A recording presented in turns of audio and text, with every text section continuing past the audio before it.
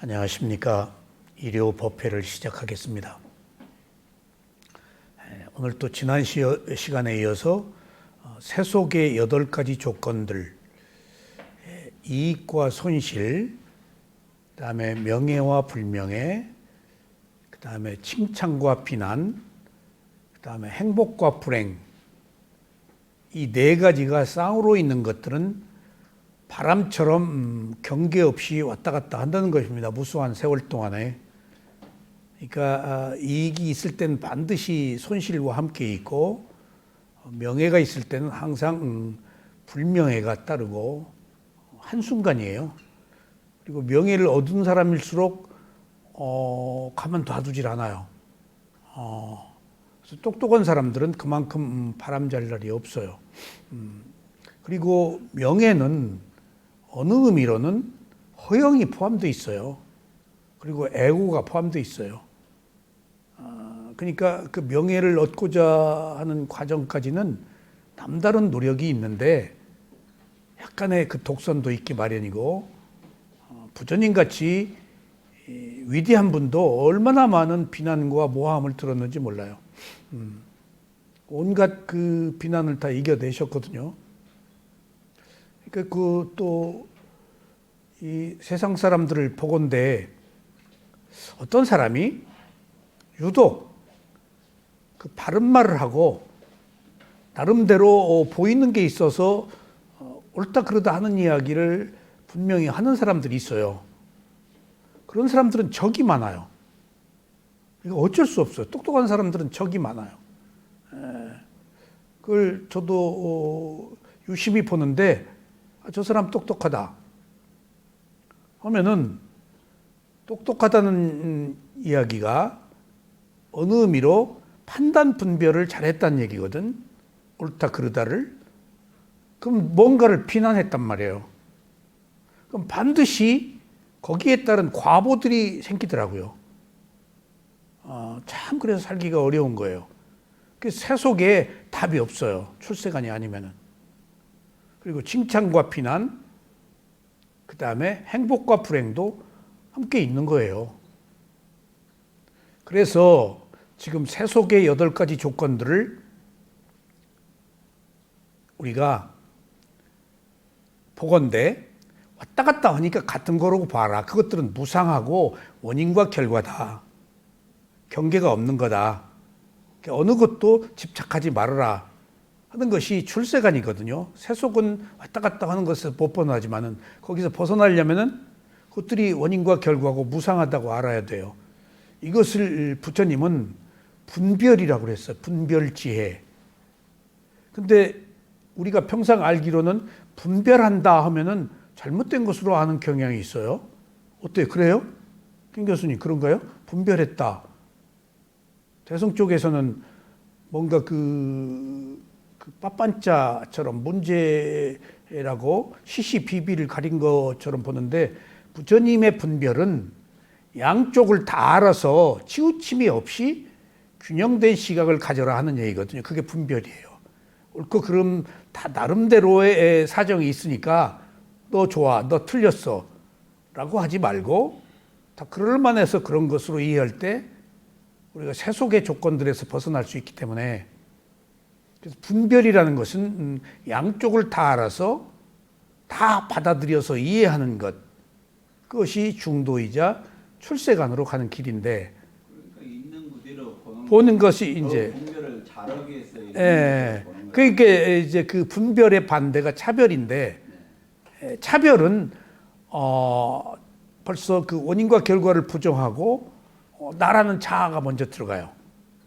자아가 들어가면은 자만심이 아만, 자만, 오만, 교만이 생긴다고요. 그러면은 자만이 생기면은 어떤 현상이 생기는가 하면은 남과 나와 남을 비교해요. 분명히 어떤 그 자기 우월감을 드러내기 위해서. 그러니까 자만이 얼마나 큰 문제들을 일으키는지. 그러니까 보세요. 권력자들이 자만하잖아요. 가진 자들이 자만하잖아요. 돈 있는 사람들이 자만하잖아요. 기술이 있는 사람들이 자만하잖아요. 예? 능력이 있는 사람들이 자만하잖아요. 그러니까 어느 그 스타덤에 오르고 유명한 뭐 연예인이다, 어떤 일정한 스포츠계다, 어디든지 다 뛰어난 사람이 나오기 마련이죠. 뛰어난 사람이 되었을 때 옛날 같으면은 그 허물이 감추어지는데 이제는 내가 누구다라는 생각 때문에 이미 명예가 불명예가 되는 경우를 저는 너무 허다하게 봤어요. 그런 거 있잖아요. 스포츠계에 역사적인 인물들이 있어요. 근데 내가 누구다 하는 그 오만함 때문에 환영 못 받고 뭐 흔적도 없이 명예가 실추되고 한순간이에요. 그런 일 너무나 많이 보잖아요. 그런 것으로 볼 때 이제 분별은 지혜가 나서 중도적 그 지혜를 얻을 수 있는데 양쪽을 다 하니까. 근데 차별은 내가 있어서 남과 비교해서 자만해질 때는 세 가지 그 특성이 있다는 거 아니에요. 첫째, 내가 남보다 못한데 동등하다고 한다는 거예요. 그 다음에 내가 남보다 뛰어나다고 한다는 거예요. 그 다음에 내가 남보다 못하다라고 자신을 학대한다는 거예요. 그게 다 자만으로 인해서 오는 거래요. 자만으로. 근데 사유타 니가의 기록을 보면은 그 자만이 동등하다, 남보다 낫다, 남보다 못하다 하는 세 가지가 다 우울증을 가져오는 원인이래요. 이게 실제와 다르게 자기가 과장해서 지금 판단한 거거든요. 그럼 비난한 거예요, 남을. 너 그래 봤자 뭐 밥 세 끼 똑같이 먹는데 밥 세 끼 똑같이 먹질 않아요. 똑같은 걸 먹더라도 먹는 마음가짐이 달라요. 그건 교만한 거죠. 그리고 이제 조금 낮은 사람을 짓누르고 내가 너보다 뛰어나. 다 이러고 살아요. 제가 운수업과 전혀 상관이 없었는데 어떻게 인연이 닿아서 택시회사를 했어요. 택시회사 시작하고 일주일 동안 기분이 좋았어요. 일주일 가더구만. 일주일 뒤에부터는 기분이 나빠 죽겠어. 몇백 대 택시회사를 가진 사람들은 이제 보기 시작하니까 이제 뒤틀리는 거예요. 그러니까 두 가지 마음이 있어. 어디서 이렇게 차보면 저게 다 내 차였으면 좋겠네 하는 터무니없는 그 욕망. 그다음에 이제 버스를 타. 옛날에 시내버스들 옛날에 다 타고 다니고 그럴 수도 있잖아요. 그럼 또 이 버스 안에 나보다 차 많이 가진 사람이 있어? 이런 그러니까 이런 자만. 그러니까 이 자만은 남과 비교하는 데 특성이 있어요. 비교하면은 비난한다는 거예요, 그게. 동등하다, 뛰어나다, 못하다가. 비난하면 그 과보가 그대로 오죠.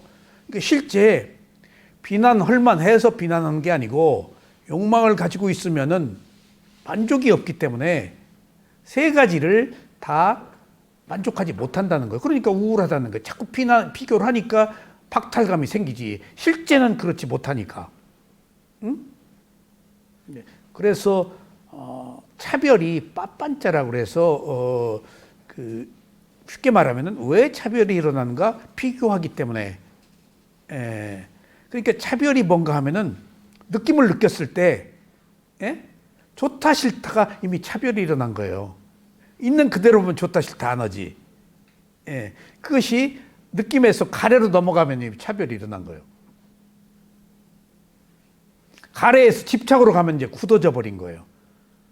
그럼 업을 생성해서 윤회하는 원인이 제공되죠.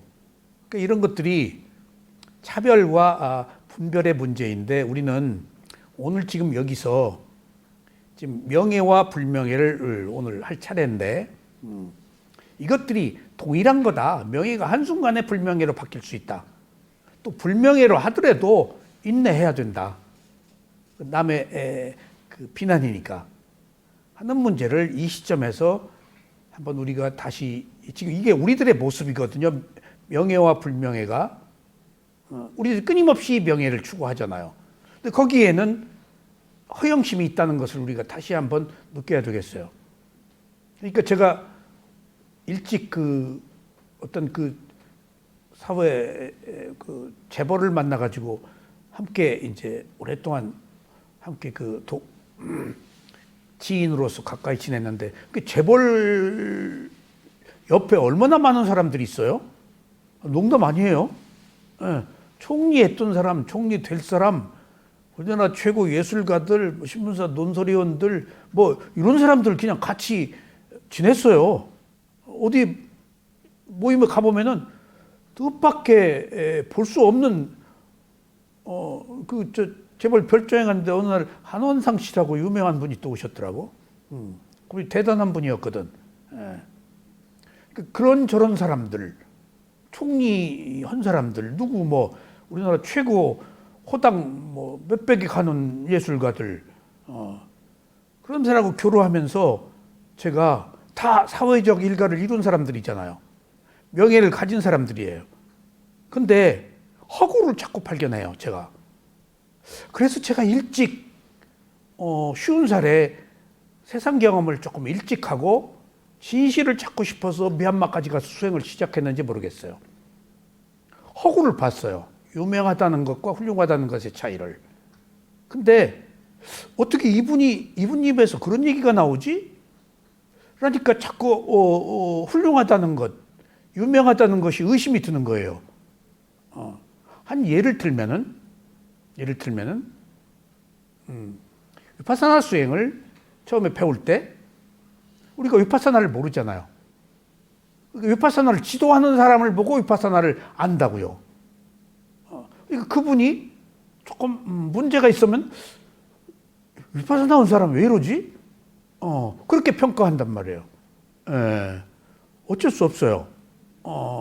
제가 다른 수행을 할 때도 외국에 가서 수행을 하는데 그 스승이 외국에 이제 우리 집단적으로 명상 수련 일주일 코스, 3일 코스 갔어요. 스승이 막 화를 내고 막 소리를 지르고 세계 각국에서 모인 수행자들 앞에서 그러면 이거 아닌데? 그러면 옆에 도반이 우리 업장을 녹여주려고 그러시는 거예요. 그럼 또 화내는 것까지 또 감사하게 그런 그 괴리들을 명예가 있는 곳에 훌륭하다는 것에 유명하다는 것에서 그런 괴리를 자꾸 제가 발견하기 시작해서 가치관이 전도됐어요. 그러니까 어느 미션 스쿨에 제가 고등학교 문예부 선배인데 어느 명문대 국문과 나와서 학교 교사를 하고 있는데 선배를 만나가지고 등단하신 선배예요. 야, 그래서 왜 우리 학교에 문제 아들은 다 목사 장로 아들들이다? 에이, 그럴 리가 있어, 형님. 그랬더니 아니야. 그래서 그 얘기가 곰곰이 생각했는데 그러니까 그런 것 같아. 왜냐 하면은 모든 사람이 두 개의 얼굴이 있잖아요. 아버지가 강단에 섰을 때, 목사로서 활동할 때 그 모습과 가정에 돌아왔을 때 그 모습이 또 다를 거 아니에요. 거기 생기는 어떤 괴리 때문에 가치관이 전도된 것 같아. 그러니까 반항하고 그런 거야. 그런 일들을 우리가 사후에서 많이 경험해요. 부처님은 다행히 공덕을 쌓아서 그 왕의 아들로 태어나서 그 환락을 누리다가 구도의 길을 찾아 나섰지만은 다 거기에 젖어가지고 나쁜 길로 가도록 돼 있단 말이에요. 거의는. 그렇다고 본다면은 진정한 가치가 무엇인가 라는 것들을 돌이켜 보면은 그게 물질적인 것이 아니고 정신적인 거예요. 불명예는 물질적인 거예요. 명예는 정신적인 거예요. 지금 세계 어떤 질서를 보자고요. 어느 나라의 어느 대통령이 지금 최고의 대통령이 자기가 신처럼 자기 말대로 어떤 그 계율, 믿음, 지혜에 근거하지 않고 어떤 그 자기가 말하면 법이잖아요. 세계 질서를 선도하잖아요. 그것이 다 정신이 아닌 물질을 추구하는 기본 바탕에 의식이 깔려 있어요. 정신의 가치를 두었다면은 외절을 지키죠.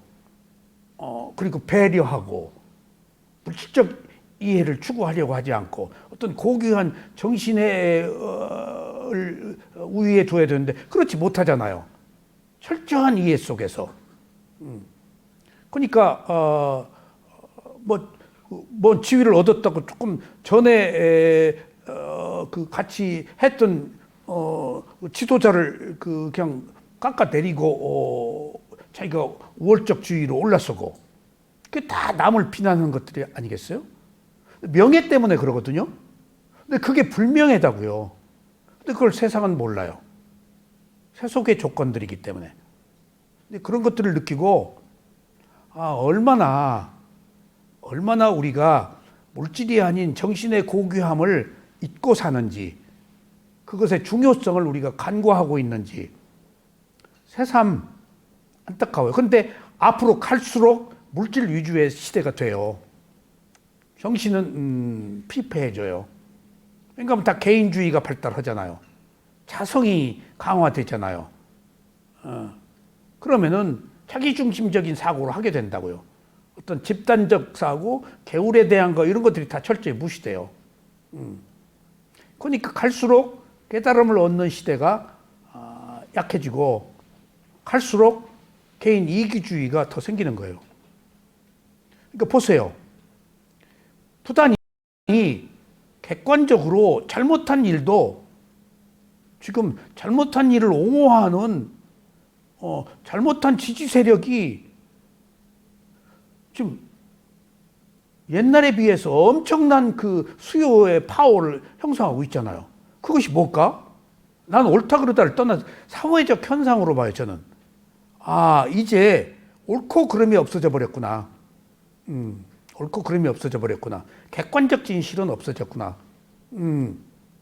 힘사가 꼬인 사람들이, 이기적인 욕망이 강한 사람들이 많으면은 옳고 그름을 떠나서 그 사람들이 우위에 있는 거예요. 숫자는 아무 의미가 없어요, 사실은. 숫자가 많다고 진리는 아니에요. 그러니까 그런 현상을 볼 때, 그것이 세상이구나라고 보자고요. 그것이 세속이구나. 그러니까 언론, 매스 미디어 이런 사람들은 숫자를 따져요. 숫자로 옳고 그름을 따지려고 재단하려고 그래요. 그게 매우 그 물질에 국한된 매우 편협한 시각이에요. 그리고 또 사회 정의라는 측면에 있어서 또 놓고 보면은 매스 미디어들의 책임이 많아요.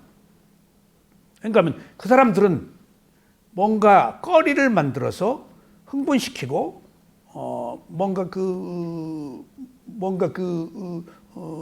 이슈를 만드는 옳고 그름이 없어요. 왜 제가 이런 얘기를 하는가 하면은 사회적으로 봐서 부도덕하고 문제가 있고 어느 사람들이 계속 그 사람들의 SNS 올린 거, 그 사람의 얘기를 왜 이 사람의 글을 올려가지고 마치 한 그룹을 대변하는 사람처럼 어떤 그 레벨 기준이 떨어지면은 그 사람 글이 뭐라고 하든지 그걸 필터링해서 올리지 않았으면 좋겠어요. 근데 그 사람 이야기를 우리가 들어야 될 이유가 없잖아요.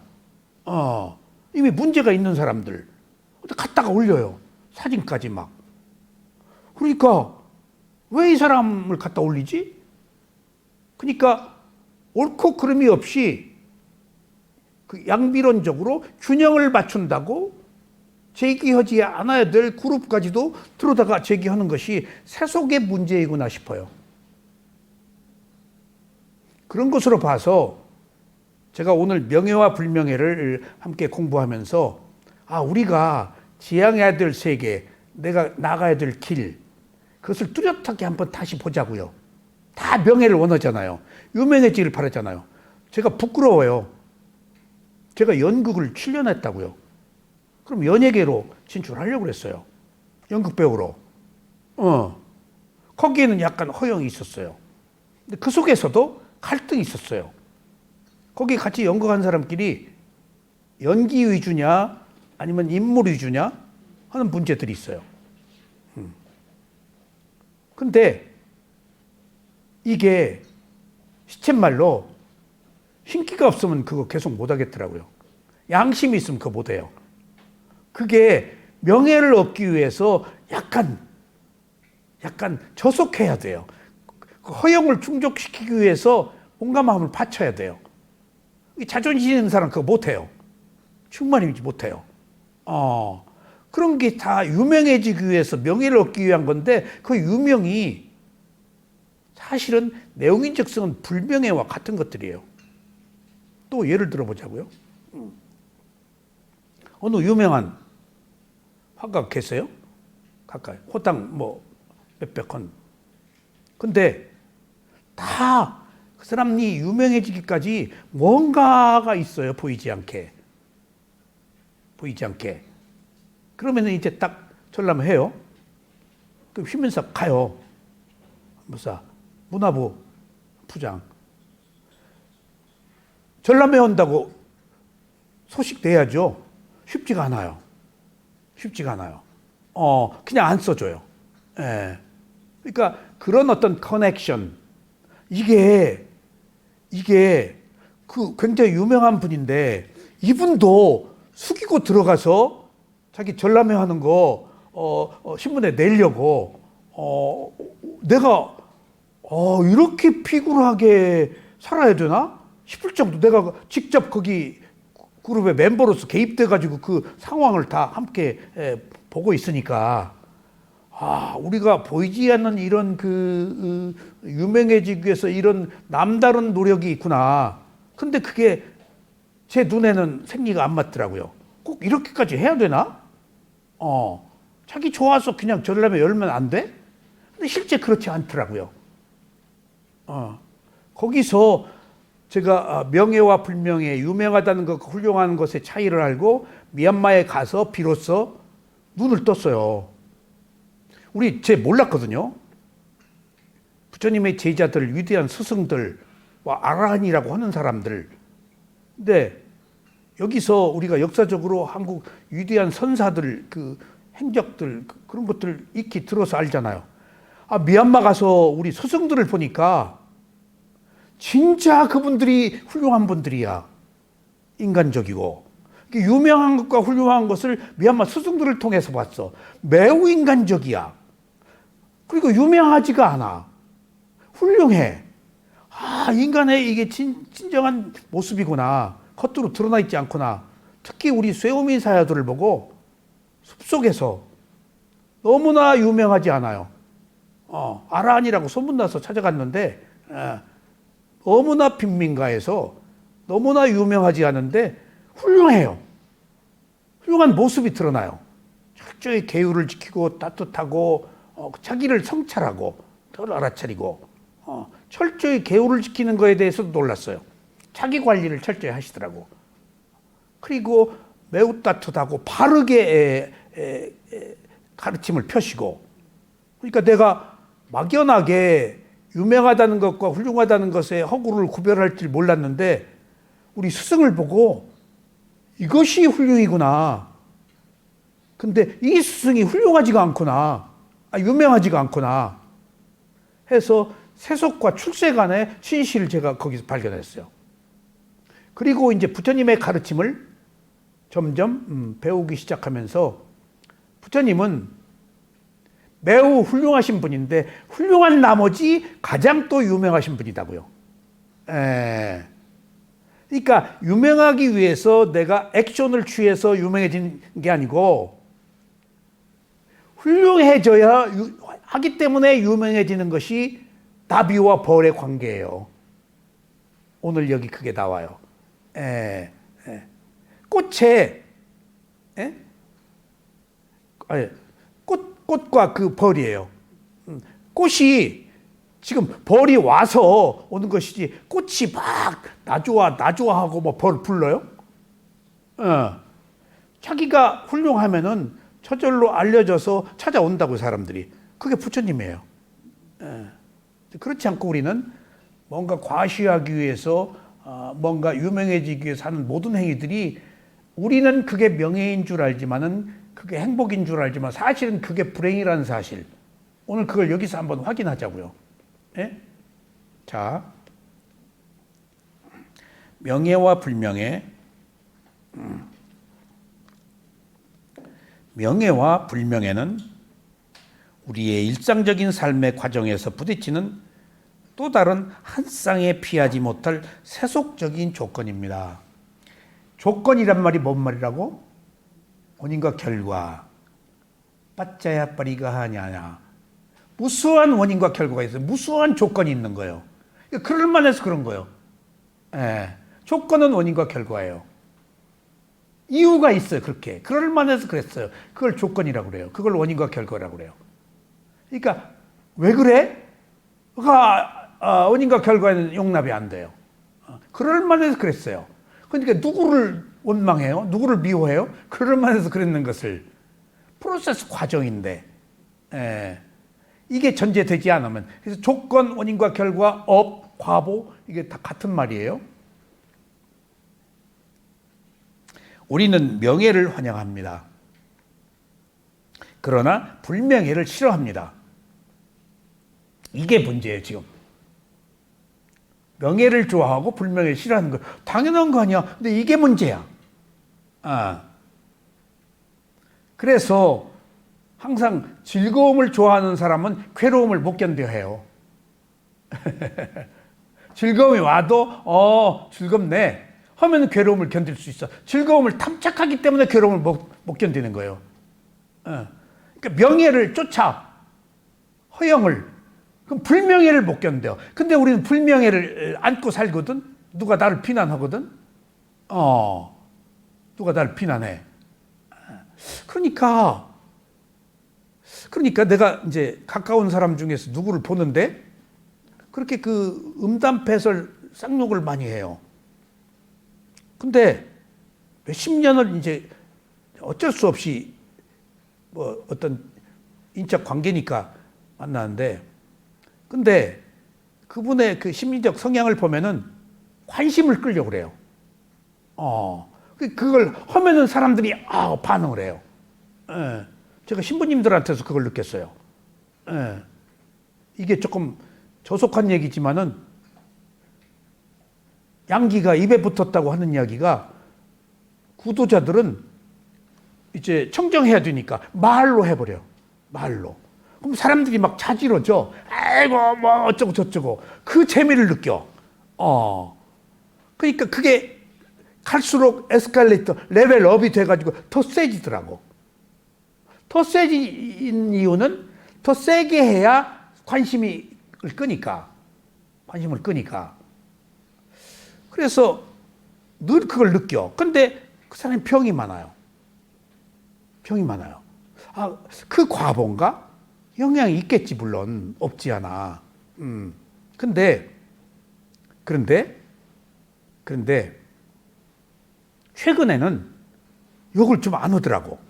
그래서 이제 나이가 먹어서 많이 바뀌었네 하는데 아직도 그 비난, 부정적으로 보는 잔재가 남아있어. 아직 멀었네. 그 모임에 아니면 이제 얘기하다가 아무것도 아닌 일, 하지 말아야 될 얘기를 들어대서 쓸데없이 누구를 비난하는 거야. 그러니까 이 축적된 성향은 못 바꾸는구나. 그러니까 아무 이속도 없어. 그러니까 비난함으로써 자기 만족을 느끼는 거야. 이게 가장 나쁜 거거든요. 그게 자아예요. 자기중심적인. 그걸 명예롭게 생각해요. 자기는. 우월감을 비교해서 느끼는 게.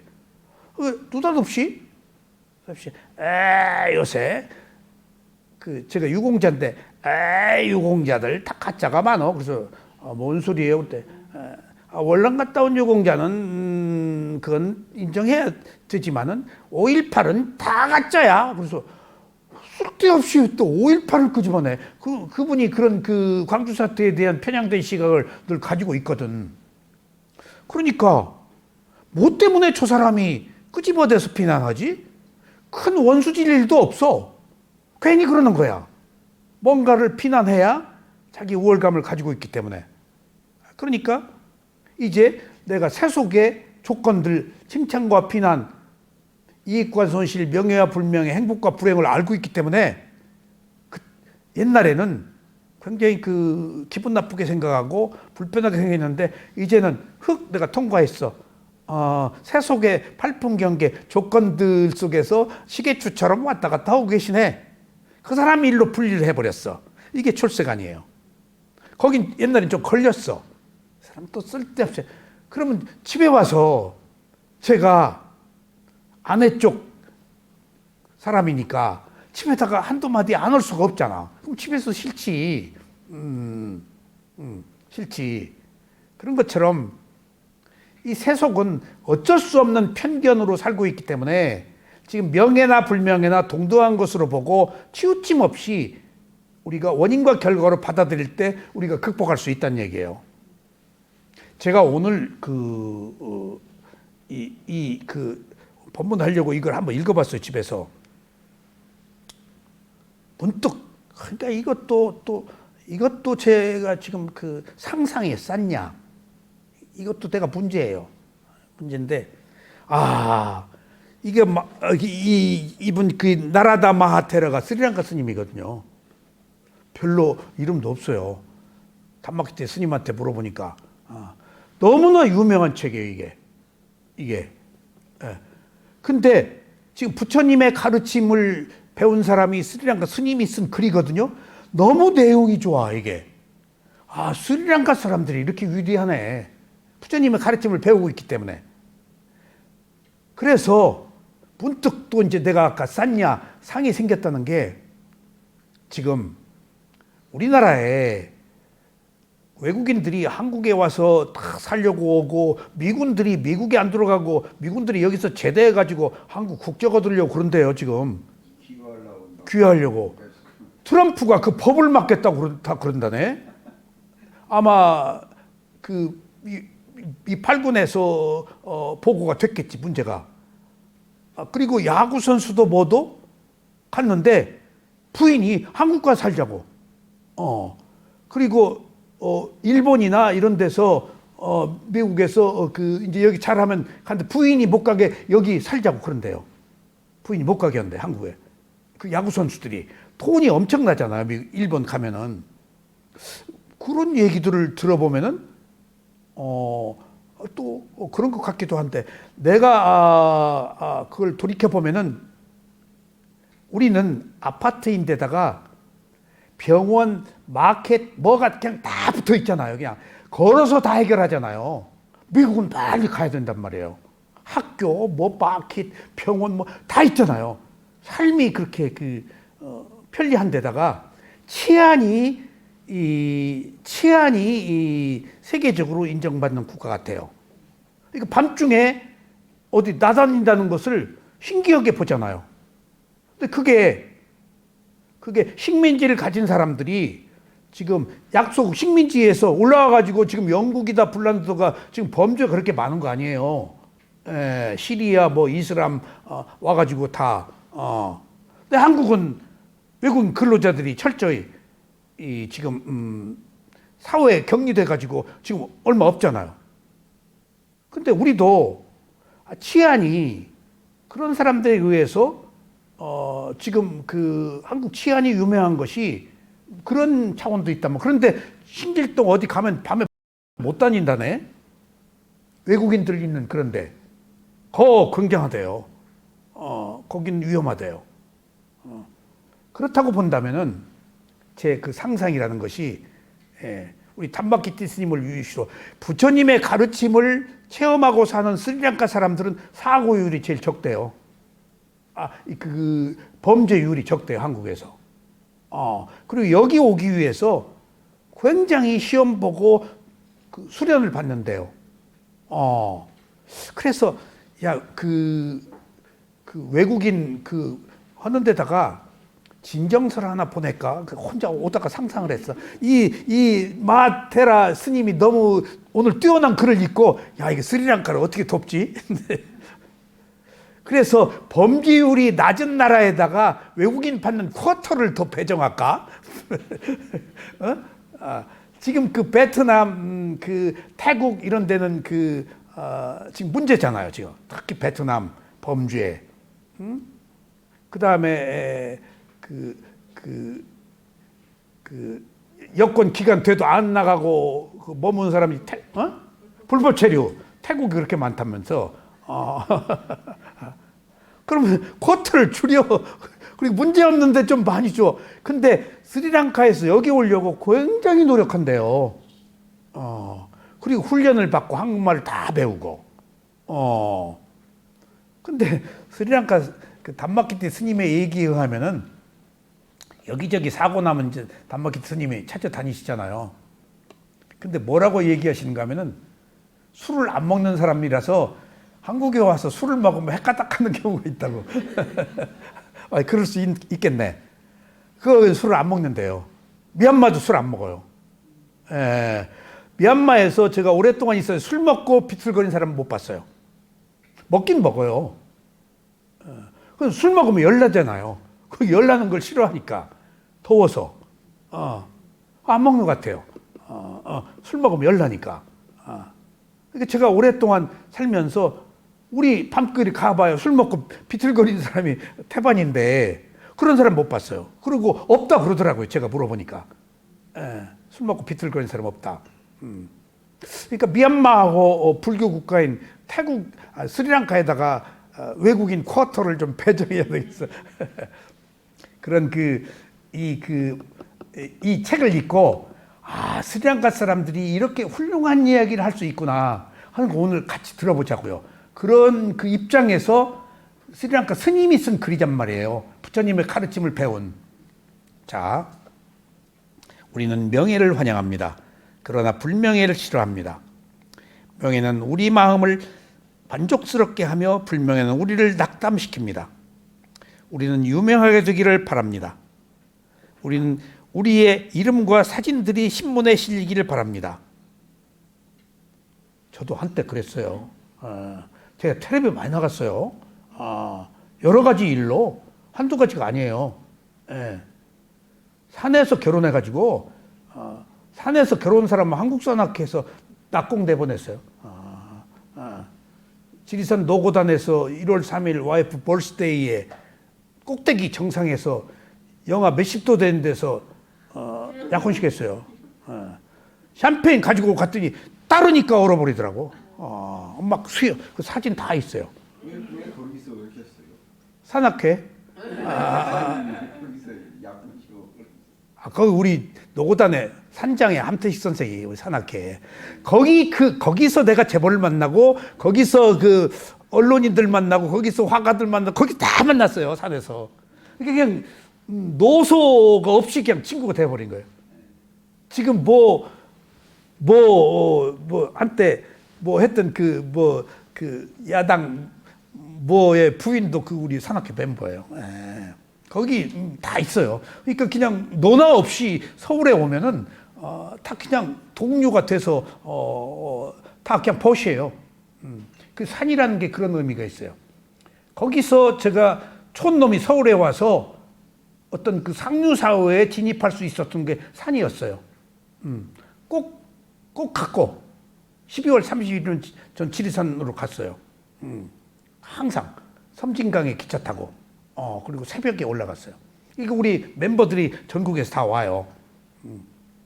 그리고 봄에 그 장소에서 철쭉꽃 필 때 또 결혼식하고 신혼여행은 배낭 메고 종주하고 임걸령 세석 가서 텐트 치고 신방 꾸미고 그런 짓을 했어요.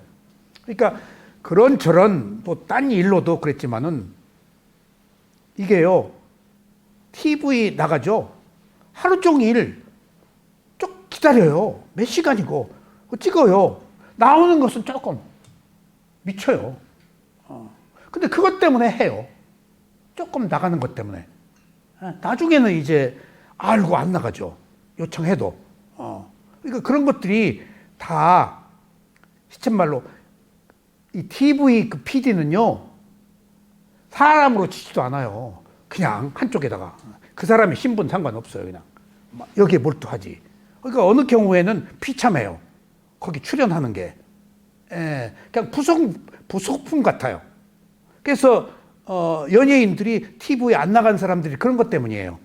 거기 나가면은 숨어도 겪고 그거 조금 하기 위해서 PD한테 그 숙여야 되고 그런 문제들이 있어요. 그래서 그 유명한 것과 훌륭한 것의 허구를 제가 일찍 보았기 때문이에요.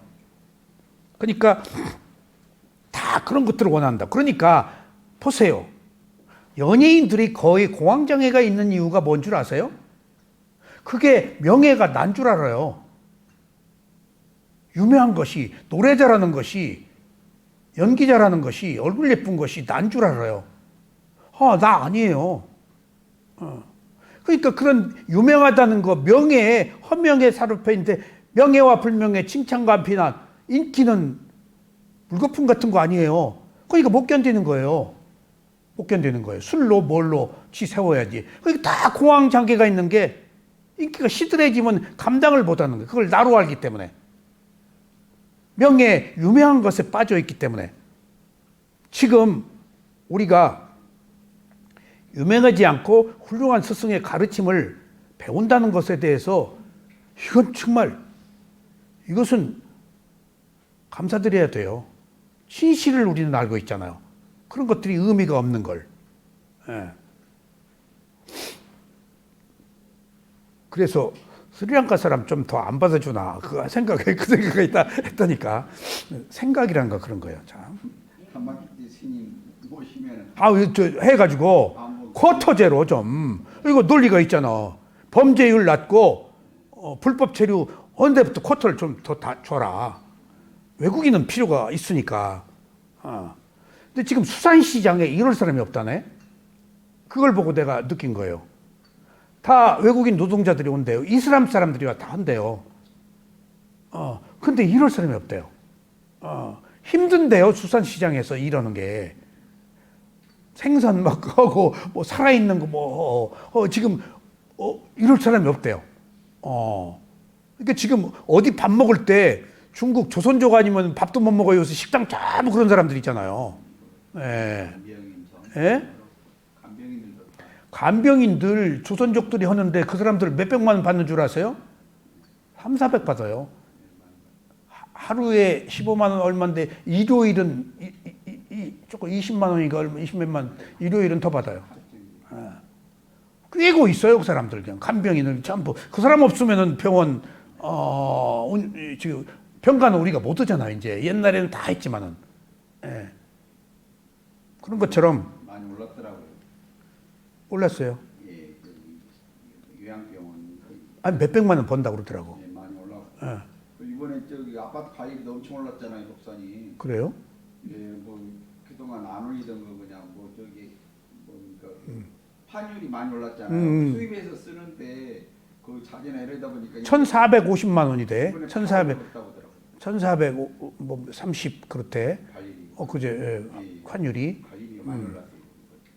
자 보세요. 스리랑카 부처님의 가르침은 너무 뛰어나니까 스리랑카 스님이 명예와 불명예에 대해서 한 내용이 지금 소크라테스보다 더 뛰어난 말이라니까 지금 이게. 우리는 자신의 행위를 비록 무의미한 것일지라도 대중 앞에 나타날 때 매우 즐거워합니다. 때때로 우리는 자신의 수준에 걸맞지 않게 공공성을 추구합니다. 자기 수준에 걸맞지 않게. 사회의 정의란 이름으로 나는 예외야. 잡지에서 자신의 사진을 보기 위하여 어떤 사람들은 어떠한 금액도 지불할 준비가 되어 있습니다. 알았어요? 사진 내주고 몇백 부 요청해요. 알았어요? 언론에서도 기사 가지고 협상을 해요. 저도 한번 빼줬어요. 극적인 문제예요. 어느 뭐 고속도로 고속에서 고속버스인데 뭐 경찰한테 돈 주고 이런 것들이 어느 기사가 나갔어요. 근데 딱 나한테 연락이 왔어요. 선배가 왜 자네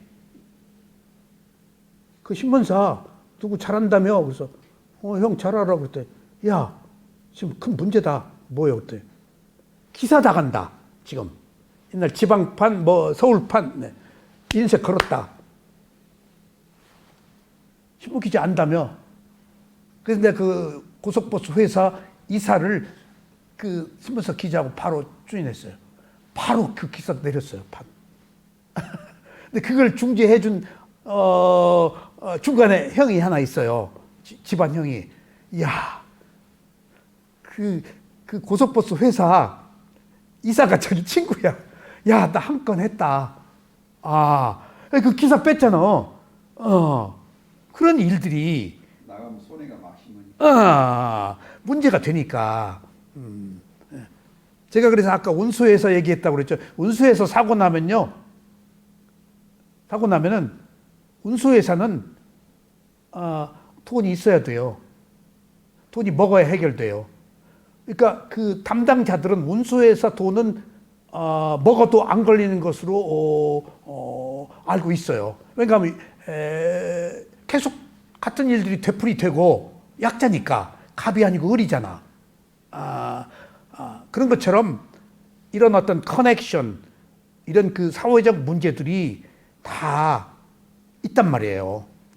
자, 그러니까 그게 명예를 위해서 어떤 것도 지불할 용의가 있다. 이거 사실이에요.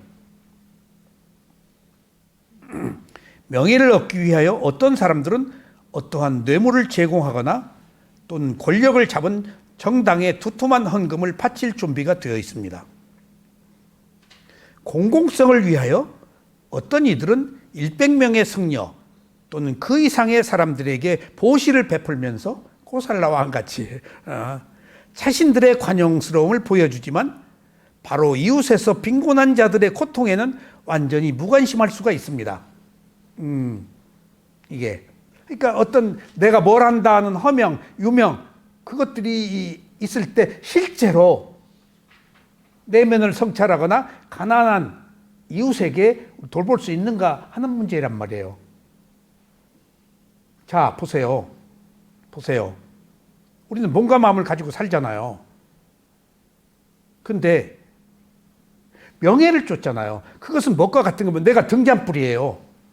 등잔불의 빛이 밖을 밝히잖아요.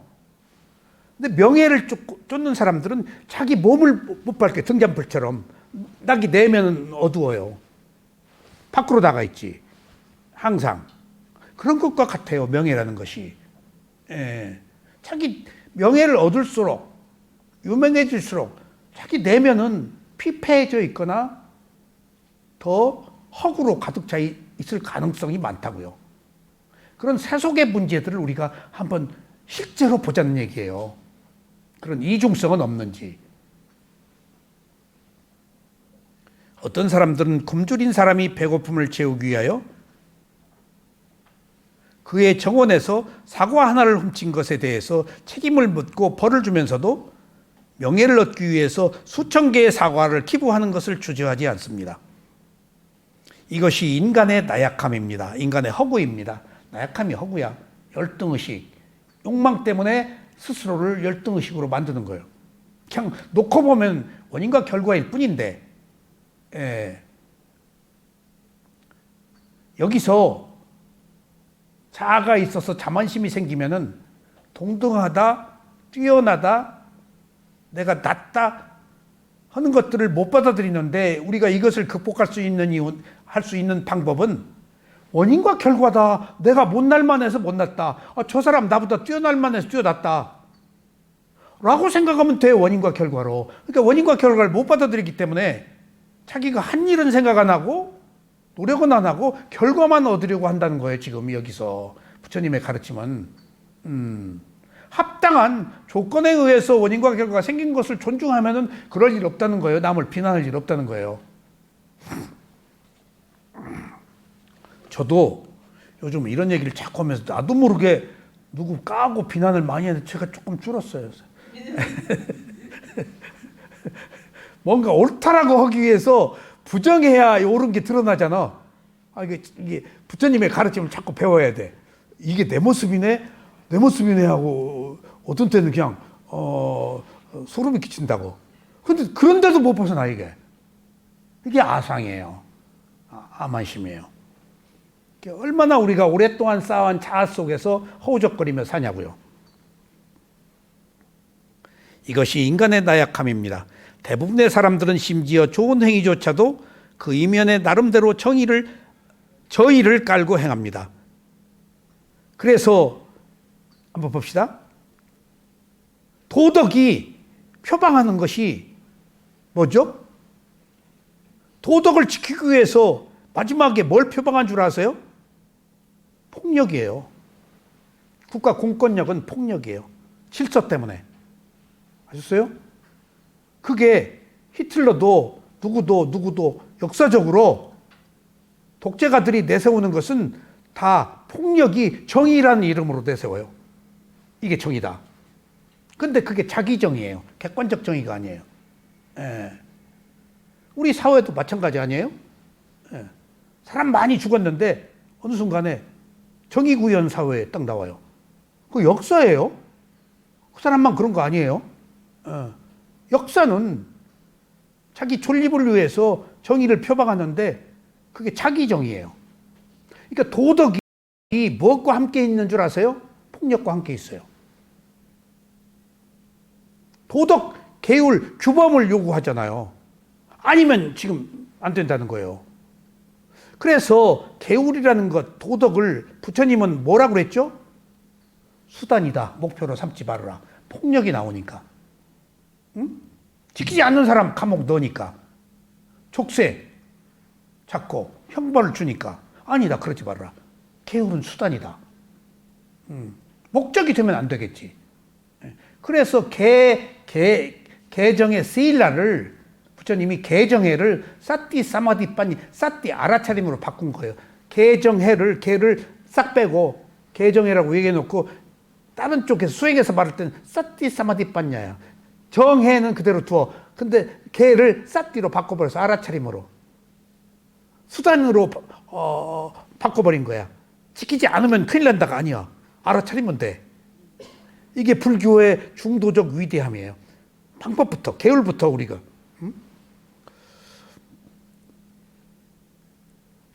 이것이 인간의 나약함이다. 대부분의 사람들은 심지어 좋은 행위조차도 그 이면에 나름대로 저의를 깔고 행한다.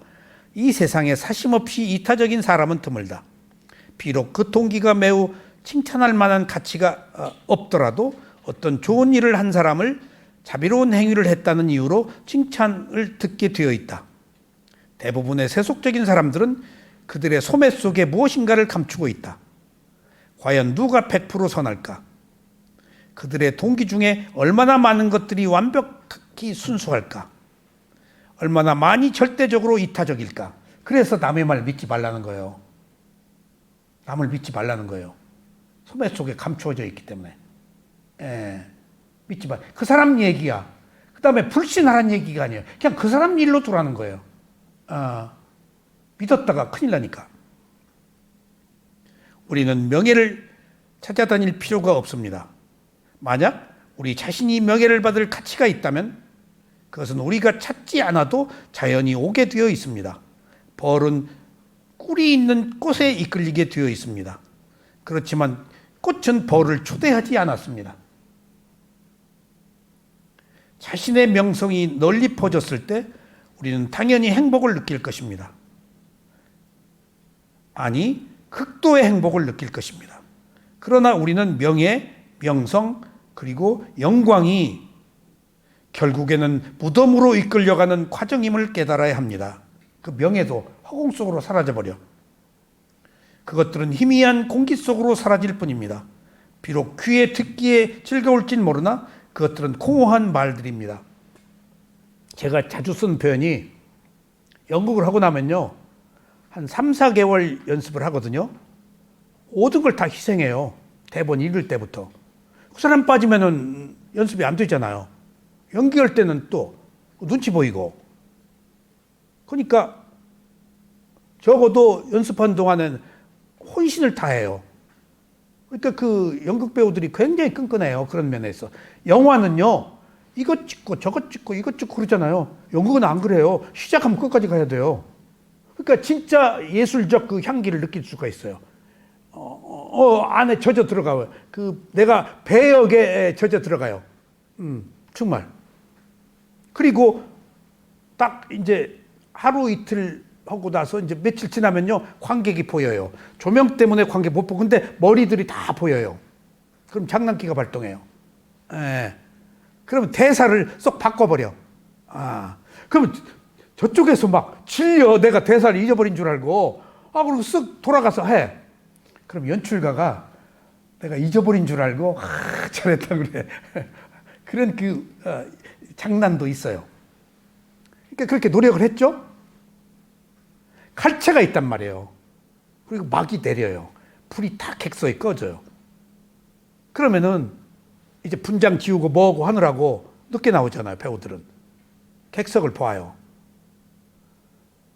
그 칼채가 어둠 속에서 허공에 사라져버리고 고스트타운, 폐광의 거리처럼 적막해요. 그걸 저는 늘 느껴요.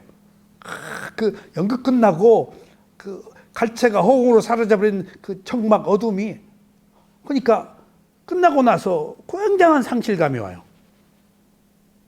그런데도 허공 속으로 사라져버린 그 갈채 때문에 또 지나면은 연극을 또 한다고요. 다시는 하나 보다 했다가 그 칼채를 잊지를 못해요. 그리고 거기에 몰입해서 배역을 맡아서 연기했던 그런 것들이, 그래서 계속 하는 거예요. 근데 여기 그런 것들이에요. 허공 속으로 사라져버린 것들인데 우리는 그것을 실제하는 것으로, 소유할 수 있는 것으로 알고 있다. 그 명예, 그런 거 허공 속으로 사라져버린 갈채다, 그 얘기예요. 갈채다. 저는 그 갈채를 느꼈기 때문에 어떤 양극단, 실제하는 것과 실제하지 않는 것의 극렬한 어떤 그 혼돈, 그 반대 그 상황을 체험했기 때문에 느껴요. 그리고 사업하다가 제가 부도 위기에 빠졌을 때 혼신의 힘을 다해서 다 피워가지고 피해 변상 다 하고, 회사 몇 개 있었는데 하나 팔아서 정리하고 그런 과정들이 있었거든요. 그때 절벽에서 떨어진 것 같은 그 기분 속에서 떨어졌지, 이제 떨어질 위험에 처해 있는데 큰일 났다, 나 죽었다 했는데 깨끗이 손해보고 정리하니까 아무것도 아니더라고. 세상을 의식했어요. 우리 가족들이 나를 어떻게 생각할까? 남들이 나를 어떻게 볼까? 근데 아무 상관없이 그런 것들이 내 내면의 문제야. 오히려 털 거 딱 잘라내니까 그렇게 그때 진정한 자유를 맛봤어요. 농담 아니에요. 이런 것이 있구나. 집착을 떨어버리니까 이런 날개를 단 자유가 있구나. 그런 것들을 느꼈기 때문에 제가 이 수행을 할 수 있었던 것 같아요. 예, 정말. 예. 그러니까 일찍 그런 그 혼돈 속에서 완전한 자유를 느꼈기 때문에 이 가치를, 지금 모든 것들을 버리고 물질이 아닌 정신이 중요하다는 것을 알았기 때문에 내가 이런 것들을 지금 어려움 속에서도 할 수 있지 않았는가 싶어요. 지금 내 개인적 이익을 위해서 내가 큰 부를 쌓고 명예를 얻고 하는 게 아니잖아요, 이게. 예, 좋아서 하는 거 아니에요. 그리고 내 정신적 함양 때문에 하는 거지. 예, 내가 뭘 바라고 하는 게 아니잖아요. 내가 바라고 했으면은 권생한테 섭섭해. 내가 그렇게 얘기했는데 왜 내 말대로 안 살아? 예를 들면, 나는 필요해서 말했을 뿐이야. 받아들인 사람이 각자의 문제야. 누구를 위해서가 아니고 서로를 위해서 필요한 것을 말했을 뿐이야. 필요한 사람이 필요한 만큼 받아 쓰면 돼. 필요하지 않다라고 그러면은 안 받으면 돼. 그 또한 그만이야. 근데 내가 주었는데 안 받아? 내가 너를 어떻게 했는데 이럴 수가 있어? 라고 하면은 이거 어려운 거예요, 지금. 결국은 자기를 위해서 하는 거예요, 모든 게.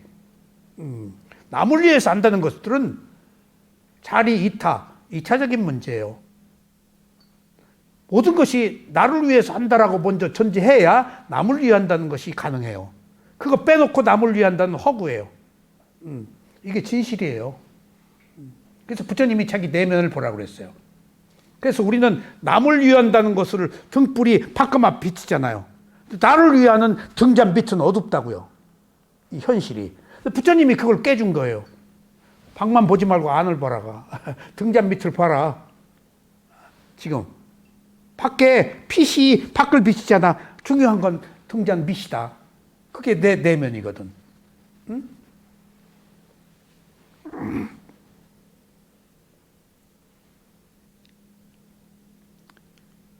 밖에 있는 관념이 중요한 게 아니라 자기 몸과 마음에 있는 실제가 그러니까 그게 뒤에 나오더라고. 예. 그래서 근데 빠ඤඤ띠 빠라마타인데 빠ඤඤ띠도 세속의 진리로 부처님이 인정했다는 것이 이제 현실적인 거야. 세속의 진리다 그것도. 자, 자신의 명성이 널리 펴졌을 때 당연히 행복을 느낄 것입니다. 아니면 극도의 행복을 느낄 것입니다. 우리는 명예, 명성 그리고 영광이 결국엔 무덤으로 이끌려가는 과정임을 깨달아야 합니다. 그것들은 희미한 공기 속으로 사라질 뿐입니다. 비록 귀에 듣기에 즐거울지 모르나 그것은 공허한 말들입니다. 식무변처, 공무변처, 비상, 비비상처요. 예. 불명예에 대해서 어떻습니까? 이것은 귀에도 마음에도 듣기 좋은 것이 못 됩니다. 우리는 불명예스러운 냉혹한 말이 귀를 뚫고 들어올 때 의심할 여지가 없이 마음이 동요합니다. 누구 비난할 때. 사실은요, 제가 너무 극단적인 경우 많이 겪고 살아왔어요. 내가 전라도인데 어디 가서 전라도 욕 올 때 힘이 툭 대고 어떻게 해야 되나. 어느 재벌이 경상도 사람인데 모임에 경상도 이제 갔는데 그 친구들 다 했는데 내가 그 총무이사였으니까 협회 다 모여서 코 나왔는데 거기사 고향이 어디요? 그래서 내가 회장님이 싹 이렇게 딱 회장님이 그 친구 보고 제가 전라북도 김제만경입니다. 싸늘하게 식는 거야 분위기가. 세상에 싸늘하게 식는 거야. 그런 일들을 난 한두 번 겪은 게 아니에요. 세상에 어떻게 해요? 제가 국립장예술진흥회 이사 부회장하고 발레 학교를 했어요. 거기서 국립발레단장 김혜희 씨 미국에 데려다가 그래가지고 발레 단장 남편이 친구가 하나은행장이에요. 그러니까 하나은행장 다 끌어들였죠. 동아제약 김신호 제약 회장 누구 은행장 하나은행 거래하니까 저도 다 그 그룹 안에서 같이. 근데 하나은행장이 발레단장 남편이니까 하나은행장 뭔 일 있다고 상의할 일이 발레단 때문에 후원회 회장이니까 갔어. 처음에 만날 때. 그러니까 이제 이게 우리 발레단 발레학교 운영하시고 내가 발레단 운영위원 그 수석 무용수들 다 데려다가 우리 학교 애들을 내가 발레를 교육시키거든요. 걔들 다 발레하고 소련에서까지 데려다가 내가 교육을 시켰어. 소련 패망하고 볼쇼이 극장에서 오더라고요. 임혜자 교수, 이대 교수와 같이 불렀어요. 둘이. 그래서 걔들 발레 다 지금 기초를 닦아놓은 거예요. 그때 러시아 발레. 근데 이렇게 얘기했는데 소개할 사람이 있어서 왔어? 그러니까 이제 누구신가? 하나은행장이 날 묻더라고. 우리 발레단 어쩌고 저쩌고. 뭐 하시는 분이시죠? 그러니까 제가 택시 회사 하고 있습니다. 근데 조금 있다 뭐라 그런 줄 알아?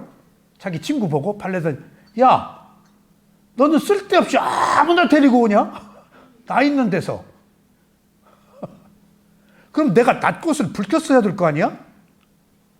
어쩌게 그렇게 하나도 이상하지가 않지?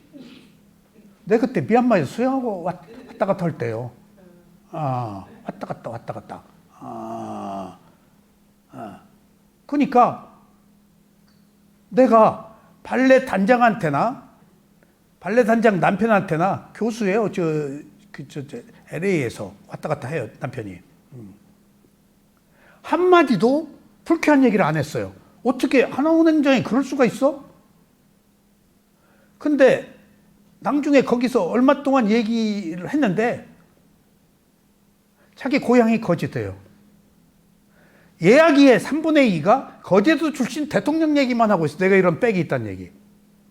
그러니까 그럴만해서 나를 어떻게 면전에서 야, 너 쓸데없는 사람 데리고 오냐. 택시회사 사장이라고 그러니까 어떻게 택시회사 사장이 그러니까 발레단 학교 운영하는 책임자가 아닌 거야. 거기서는 발레단을 돕고 있는 그런 중요한 직책이 아니고 택시회사 사장으로 전락해버린 거야. 내 앞에서 어떻게 쓸데없는 사람을 데리고 다니냐 너? 라는 얘기를 할 수가 없지. 트럼프 같은 사람이야. 젤렌스키 보고 왜 옷을 이런 걸 입고 다니냐 하고 빈정거리는 것이 일국의 세계 대통령의 그 예의예요. 근데 다 젤렌스키 요구하고 있어요 지금. 트럼프의 5만 원 지적 끽소리도 못하고 있어요. 관세 폭탄 때릴까 봐서. 그래서 내가 물질 얘기를 자꾸 오늘 하는 거예요. 정신이 더 중요하다. 썩어 있는 거예요. 그 정신은. 그 5만이. 예. 그것이 그 물질 사회의 세속의 조건들이에요.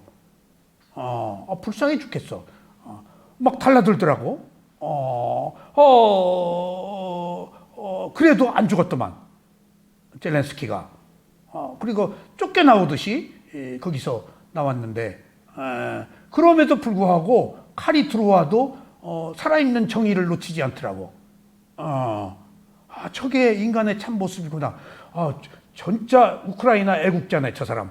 우크라이나 사람들의 자존심, 명예, 목이 들어와도 굽히지 않은 거 아니야. 그리고 잘못했다. 아니, 그 도움을 받았다. 란 이야기를 24번 했더구만. 근데도 인정 안 한 거 아니야. 그 한마디로 그랬다고.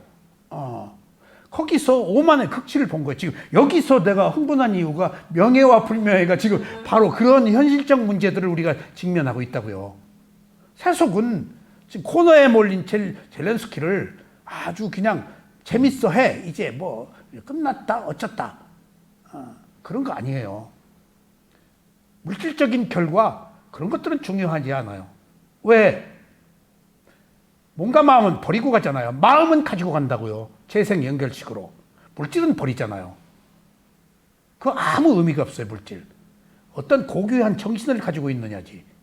그런 의미에서 명예와 불명예에서 우리가 무엇이 참된 것인가, 무엇을 추구해야 될 것인가. 불명예일지라도 그것은 진실이라면 그것은 명예보다 훨씬 뛰어난 거예요. 남의 비난에 대해서.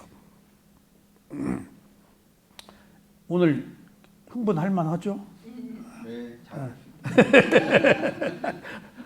젤렌스키 때문에. 요즘 세상이 전부 다 힘의 논리에 의해서. 그러니까. 힘이 센 사람 편에 다 서버려요. 그러니까. 생각을 그렇게. 그리고 어제 신문에는 3.1절에 탄핵 반대 집회와 찬성 집회에서 탄핵 반대 집회의 숫자가 많았다라는 것을 언론에서 자꾸 노출시키는 걸 봐서 참 이런 그 숫자 논리로 또 사람들을 호도하고 있구나. 이게 세상이야. 그러니까 그게 진리여서 그런 줄 알아요? 반대하는 것이 지금 재밌고 반대하는 것에 그 어떤 그 정서가 맞아서 그러는 거예요. 네거티브 싱킹이에요. 이 시대는 그래서 훌륭한 것을 그 놔두질 않아요. 남도질하지. 그러니까 훌륭하다는 것은 그만큼 비난의 대상이라는 것을 우리가 알아야 돼요. 근데 저는 훌륭하고 유명한 거 떠나서 있는 그대로 보는 사람이니까 거기 벗어났으니까 얼마나 자유로워요.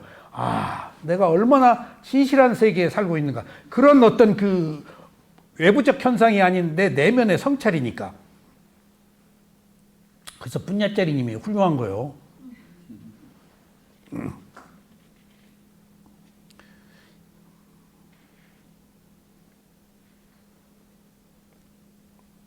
불명에 대해서 어떠합니까? 이것은 귀에도 마음에도 듣기 좋은 것이 못됩니다. 우리는 불명예스러운 냉혹한 말이 귀를 뚫고 들어올 때 의심할 여지가 없이 마음이 동요됩니다. 마음의 고통은 이른바 알려진 것이 부당하고 절대적인 것으로 잘못이라고 해도 여전히 더 크기 마련입니다. 그러니까 이게 잘못이야, 아니야. 근데 고통은 있단 말이야. 알아도. 이게 문제예요. 알아도 우리는 해결 못하잖아요. 새 속에 발을 적시고 있기 때문에. 효미님이 알았는데 지금 쉽게 해결돼? 알아서 더 괴로워. 더 발동해. 그냥. 그래서 더 괴로워. 그래서 수행을 하다가 마는 거예요. 알기 때문에 처절한 고통이 따라. 그냥 드러나 버리니까 자기 그냥 족보가 그냥 본심이 못 견뎌요. 그런 나에 대해서 혐오를 느껴. 근데 그게 내가 아니야. 그래서 스승이 필요한 거예요. 나는 그게 나라고 보거든. 근데 스승은 그게 누구 마음이야? 우떼자니아가 저한테도 그게 누구 마음이야? 아이고, 내 마음이라고 알았네. 나는 내 마음이라고 알아. 남이 얘기해줘야 알지. 내가 남한테는 그게 네 마음이야? 해도 나한테는 내 마음이라서 못해. 남만 볼 수가 있어. 나는 못 보는 거예요. 그러니까 나는 효미 씨한테 그게 누구 마음이야? 라고 얘기했다고 그래서 내가 해결된 사람은 아니야. 알아? 일반적으로 거대한 빌딩을 세우는데 수년이 걸립니다. 그러나 현대적인 파괴적인 무기들은 1분 또는 2분 내에 이것들을 쉽게 무너뜨릴 수 있습니다. 때때로 좋은 평판을 얻었는데 수년 또는 일생이 걸립니다. 그러나 어렵게 쌓은 명성이 하루아침에 무너져 내리는 것은 쉽습니다. 아무도 그러나로 시작하는 불명예스러운 말로부터 면제될 수는 없습니다. 이게요, 제가 어느 시인을 보고 그 사람 노벨상 후보로 레벨이 상당히 점수가 있거든. 꼭 되진 않지만은 점수가 많이 이번엔 된다 하는데 술집에서 여자 더듬은 걸로 여류 시인이 공개를 해버려가지고 쫓겨났잖아요. 그 호수에서도 아웃돼버리고. 네, 완전히 벗어나. 그러니까 그게 바로 아셨어요? 그 황 선생님하고 아주 잘 알아요. 황 선생님 식객이에요, 그분이. 원래 스님이었어요. 황 선생님 식객이. 황 선생님 법무부 장관 할 때 그 불교 누구 한 사람 다그 식객으로. 왜냐하면 그때 불교 구심점이 없었거든. 황 선생님은 어머니였어요. 90점이 다 식객으로. 그래서 황 선생님하고 친해요. 근데 내가 그 사람을 위험하게 봤어요. 이 덧없는 버릇이 있어요. 잘 알아요. 어느 화가 누구 시인들 누구 같이 다 해봐서 이렇게 더듬어요. 더듬으면서 나무 관세음보살을 한 사람도 있어요. 근데 그게 그 세계에서는 예술을 하면 조금 이상한 짓을 하잖아. 일탈한 거. 그게 크게 우리 사회에서는 문제가 안 됐어. 근데 날카로운 사람한테는 문제가 되지. 그게 저도 위험하게 생각을 했어요. 근데 결국 계율을 어겨서 생긴 거예요. 계율 때문이야. 계율은 한순간에 무너져. 그런 사람이 어디 한두 명이야? 그게 미투. 그런 것처럼. 그래서 부처님이 그걸 계율 주장을 한 거예요. 명예와 불명예. 그게 지금 10년, 몇 년 지어서, 4, 5년 지어서 지금 건물이 몇 분에 폭파되는 것이 명예가 불명예로 떨어진 것과 똑같다는 거 아니에요. 한순간. 그렇다. 그는 매우 훌륭합니다. 그는 이것과 저것을 합니다. 그러나가 붙단 말이에요. 그의 과거의 모든 기록들이 이른바 그러나에 의해서 오명을 쓰게 됩니다. 당신은 부처님의 삶처럼 살 수 있습니다. 그러나 당신은 비난, 공격, 중상모략으로부터 면제될 수는 없습니다. 돌이켜봅시다. 우리가 과거에 잘못했잖아요. 나 면제 아니에요. 그런 의미에서 명예와 불명예는 남의 일이 아니고 나의 일이고 내가 남을 비난할 필요 없다는 얘기예요. 부처님은 당시에 가장 유명하면서도 한편으로는 가장 저주스러운 종교적 스승이었습니다. 이게 혁명이었으니까. 질서를 파괴했으니까. 그래서 부처님이 비구니 계율도 몇십 년 걸린 거예요. 브라흐마, 크샤트리아 계급이 길거리에서 삭발하고 나무 밑에서 여자들이 잘 수 있겠어요? 급격한 사회 혼란은 왕권을 침해하는 거니까. 근데 부처님은 다 귀족들 들여다가 머리 깎고 탁발시켰으니까 지금 사회 혼란이거든. 그러니까 고살라 왕이 염탐꾼 시켜가지고 비구를 만들었잖아. 가서 내 얘기 욕하는 거 봐라고. 일거에 내려치려고. 부처님이 다 알았잖아. 그러니까 그 시대에 2500년 전에 그 봉건 왕정 시대에 평등을 주장하고 카스트를 부정하고 이건 정말 혁명도 이런 혁명화가 없지 부처님 같은. 근데 왕의 아들이었기 때문에 살아남았지. 예, 왕의 아들이 아니었으면은 그리고 중도적 사상 다 탐색했잖아. 그러니까 그 목숨을 부지했지. 그렇지 않았으면 갔지. 죽이려고 그래도 워낙 부처님의 공덕이 있어서 파워가 있어서 못 죽어. 근데 그 테발다타 같은 경우는 바위에 굴려서 피를 흘렸잖아. 개우를 오히려 더 주장하고. 자, 그런 얘기가 여기 나와요. 위대한 사람은 흔히 알려지지 않습니다. 비록 알려져도 그들은 잘못 알려질 때가 많습니다. 부처님의 적재자들이 여자가 사원에서 밤을 치서곤 한다는 소문을 퍼뜨렸습니다. 이러한 비열한 계략이 뜻대로 안 되다 그들은 다시 대중들에게 부처님 제자들이 그 여자를 살해해서 시체를 사원에 있는 마른 풀더미 속에 숨겨놓았다고 거짓 소문을 퍼뜨렸습니다. 부처님의 역사적인 전도가 성공적으로 진행되면서 많은 사람들이 그 밑에서 수계를 받았을 때 적들은 부처님의 악의에 찬 비난을 퍼부으면서 부처님이 어머니로부터 자식들을 빼앗고 아내들로부터 남편을 강탈했기 때문에 그는 나라의 발전을 저해한다고 주장했습니다. 말 되지. 남편이 다 출가했으니까 자식들이. 그러니까 어떤 사회 제도를 파괴한 분이지. 부처님의 성스러운 인격을 훼손시키려는 모든 시도가 빗나가자 사촌이며 시기심 많은 제자인 테발다타가 언덕 위에 바위를 굴려서 부처님을 죽이려고 시도했습니다. 사촌이. 안 한다도 사촌이고. 하지만 인류를 위해 출현하신 부처님께서 그런 일로 인해서 쉽게 죽을 수는 없는 것입니다. 그렇게 죽는 것이 결점이 한 점 없는 청정한 부처님들의 비극적인 운명이라면 평범하고 단멸한 사람들의 운명을 어떻게 될까요? 그러니까 바꾸어 얘기하면은 비난을 받아서 비난의 과오에 내가 실패했어. 그것도 자기 과보야. 자기가 청정했다 하면 비난이 비난으로 바람처럼 지나가고 말아. 그 또한 내 업이야.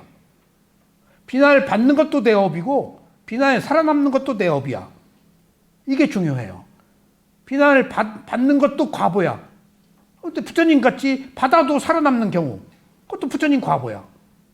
비난 받는 거나 비난 받는 걸로 해서 내가 쓰러져 버려서 똥침 막대기가 된다거나 하는 것. 그러니까 바꾸어 얘기하면은 역설적으로 아까 내가 얘기한 어느 시인이나 또 어떤 권력을 가지고 있다가 급전직하가 낭떠러지 떨어진 사람들 보면은 내 입장에서 보면 저 기회네. 나를 버릴 수 있는 기회네. 부처님의 가르침에 참된 것을 다급하니까 이거라도 잡아야지 라는 마음을 저는 갖는데 그런 사람이 과연 그렇게 될까? 공덕이 있으면 되죠. 없으면 안 되죠. 그래서 제가 미얀마 갔다 오니까 어느 한 계급에서 상징적인 시인이 감옥살이 오래 하다가 생명사상으로 바뀌었다고 그래서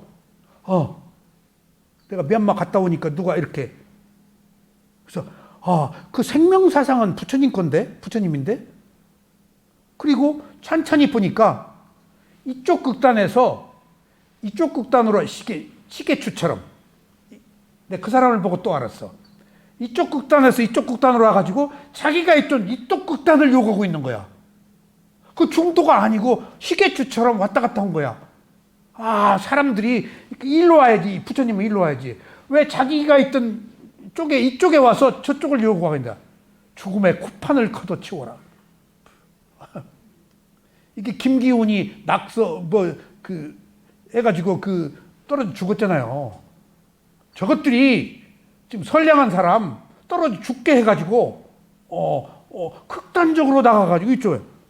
그러니까 저 좋은 기회에 부처님의 중도적 생명사상을 배우지 않고 이쪽에 와가지고 이쪽에서 저쪽 욕을 하고 있네. 세상 사람들이 그렇게 살고 있구나. 많은 정치인들이, 특히 많은 철학자들이 경색돼가지고 중도를 모르는구나, 부처님. 부처님은 옳고 그름이 없이 그것들이 그럴만해서 그렇다고 제3의 시각으로 선악을 떠난 것들이거든. 근데 다 선악 옳고 그름으로 결론이 나버리니까 이건 도토리 기재기야. 영원히 못 벗어나. 선악은 선악이 아닌 있는 그대로만이 해답인데 이걸 모른단 말이에요. 이걸 2500년 전에 부처님이 얘기하신 걸 아직도 모르네. 조미 씨는 알아?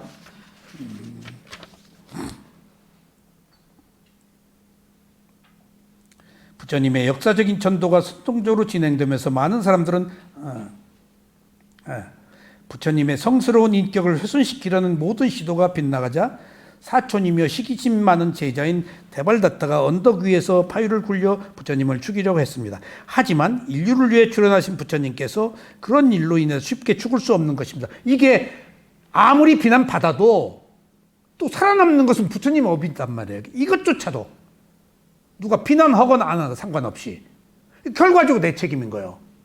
비난을 받는 것도 내가 불가피한 거야.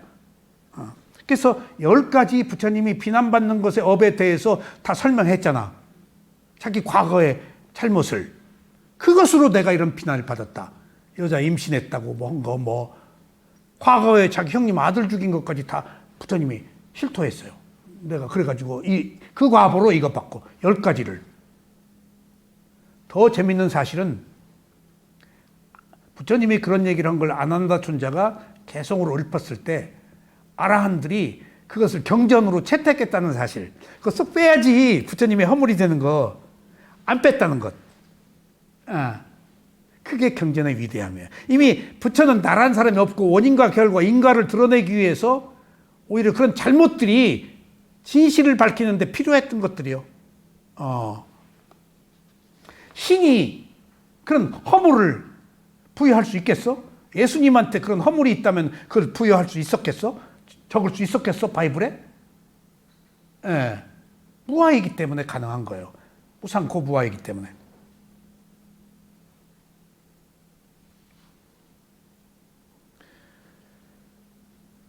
그렇게 죽는 것이 한 점 없는 청정한 부처님의 비극적인 운명이라면 평범하고 단멸한 사람들의 운명은 어떻게 될까요?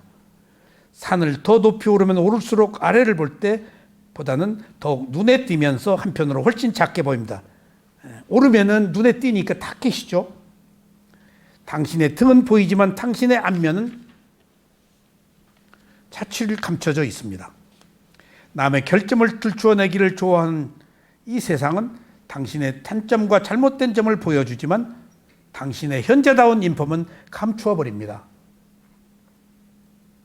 달곡기는 껍질을 보내지만 곡물은 남깁니다. 내가 여기서 반했어 이 말이에요. 이와 반대로 여과기는 많은 찌꺼기를 남기고 달콤한 주스는 여과시켜 버립니다. 수양을 쌓은 들은 핵심적인 것을 갖고 개괄적인 것은 버립니다. 수양이 덜 된 사람은 정신이 고양된 사람, 개괄적인 것은 갖고 핵심적인 것은 버립니다. 핵심적인 것이 뭐죠? 파라마타, 실제, 리얼리티, 진실. 개괄적인 것은 뭐죠? 관념, 개념, 컨셉, 시설이라고 건축 시설 만드는 것. 싼냐가 만드는 거 아니야. 시설이라고 그랬대. 방편적 설정. 법이 뭐지? 법이? 마음의 대상이야. 법이. 마음의 대상을 보면 실제를 봐. 근데 관념, 빤냐띠로 보면은 외형적인 것 봐. 형식. 근데 그거 필요해. 그러니까 우리가 수행을 해야 되는 이유는 외형적인 것이 아니고 그것이 가지고 있는 실제, 리얼리티, 진실인데 그게 무상고부하라고. 환념은 나더가 있고 내 것, 네 것이 있고 그 차이예요. 당신이 고의적이든 고의가 아니든 잘못 알려졌을 때, 부당하게 인식되었을 때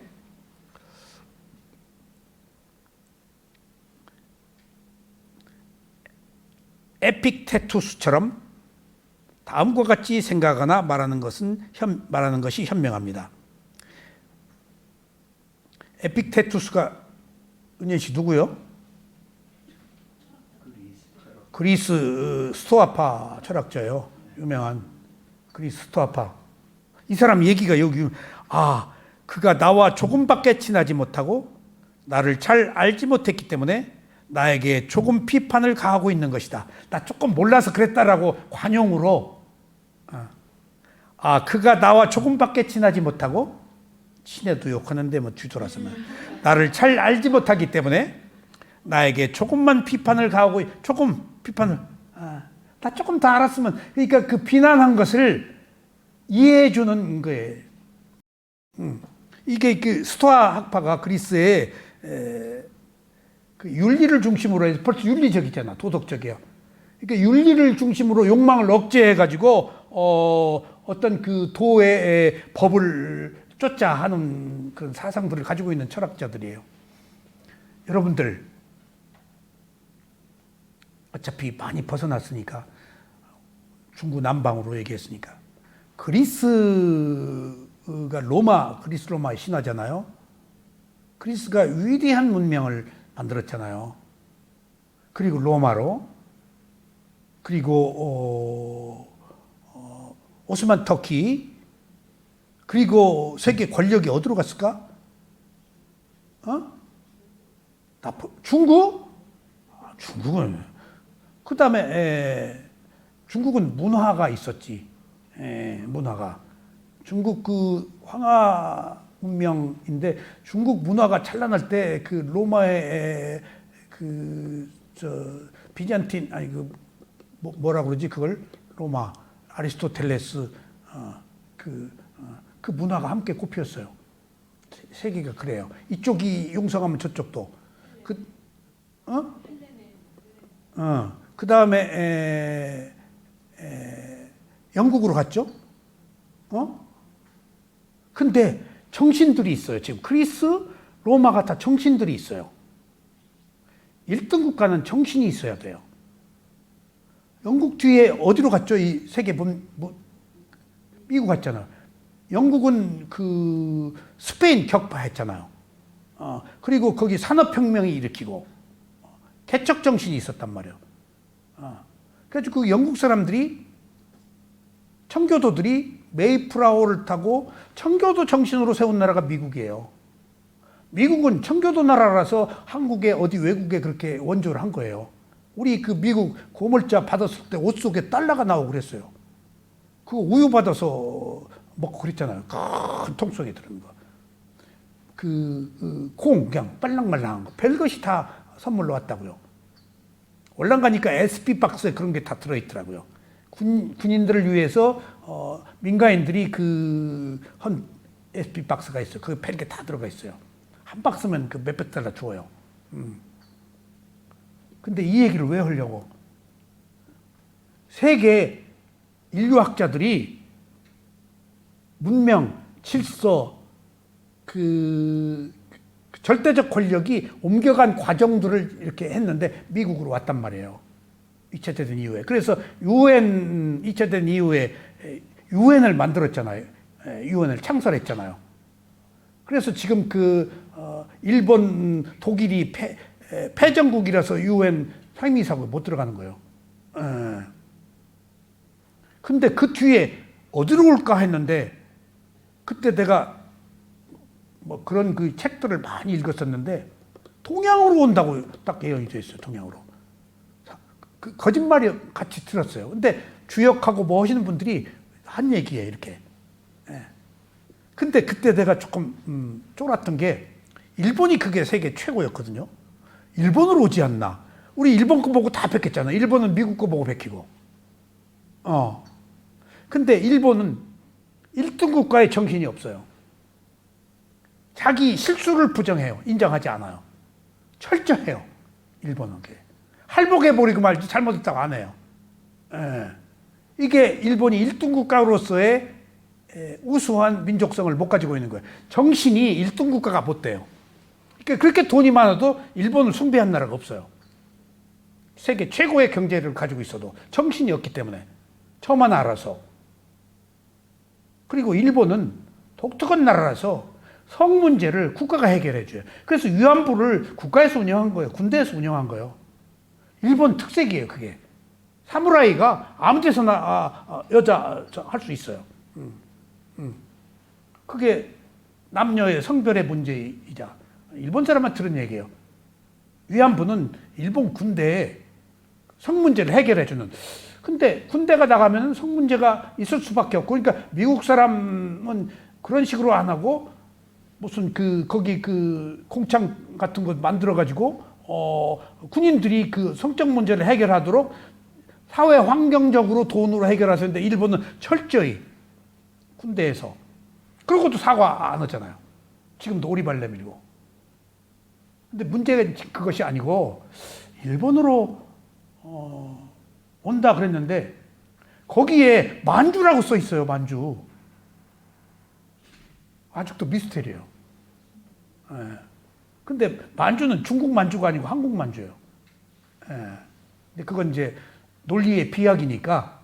그런 어떤 지금 중요한 것은 역사의 흐름이 어떤 절대 권력이 그 정신이 있어야 절대 권력이 유지될 수 있다. 그 철학이 있어요. 그리스의 스투아파처럼 로마, 오스만, 그 다음에 영국, 그 다음에 미국. 근데 그 청교도들이 50% 기독교들이 떨어져 버렸잖아요. 지금 기독교들이 교회 다 문을 닫아요. 미국도. 그러니까 이제 정신이 쇠퇴한 결과들이 지금 트럼프 대통령 같이 그 극단적 그 물질주의, 마치 지금 중세기의 신처럼 자기 말하면은 그 외국 그 전쟁 속에서 지금 자기도 지금 원조 바꿔 하려고 정장 안 하고 지금 군복 비슷한 거 시커먼 거 입고 다니는데 깨끗한 것으로 바꿔 입었다는만 또. 그리고 조언을 받았더구만. 절대 낚시에 걸리지 마라. 논쟁하지 말아라. 트럼프하고 논쟁하지 말아라. 그리고 부통령 대통령이 논쟁을 해가지고 해가지고 낚시에 걸렸다 그런 거예요. 가기 전에 너 낚시에 걸 거다. 너 응대하면 너 걸린다. 받았는데 이제 젤렌스키도 다이어트라서 탁탁탁 독립 투사도만 그 사람도. 그래서 우크라이나의 자존심을 회복시켜줘요. 그 사람이. 어떻게 될지는 몰라도. 미국이 싹 손 빼지도 못해요. 그렇게 해놓고 세계가 다 욕을 하는데 미국 탈리보잖아요. 우리도 그냥 정신 바짝 차리고 우리 보라 그런 것 같아 지금. 한국 정신 차리라고. 냉엄한 그 현실들이 그런 식으로 세상은 흘러간다고요. 그러니까 우리는 지금 부처님의 가르침을 다행히 배우고 있기 때문에 지금 부처님의 가르침이 진실이 뭔지를 우리는 몰랐잖아요. 그러니까 불교만 알았지만 불교의 부처님의 가르침이 이렇게 위대한 건지 몰랐다. 지금 그 리얼리티, 실제를 우리가 한문으로 된 불교가 아니고 빨리어로 된 리얼리티, 실제를 지금 보고 있잖아요, 지금. 그래서 지금 스리랑카 이 스님이 이 내용들이 너무 좋아가지고 스리랑카가 아주 매력 있는 나라예요. 여행 한번 가야겠어. 한번 가야죠. 네. 그래서 이게 한번 그 유명한 얘기인데 이게 문장이 조금 옛날 그가 나와 조금밖에 친하지 못하고 나를 잘 알지 못하기 때문에 나에게 조금 비판을 가하고 있는 것이다. 이게 도덕으로 윤리로 욕망을 절제해서 어떤 법을 쫓도록 한다는 게 도덕으로. 그게 개정해요. 이게 개정해요.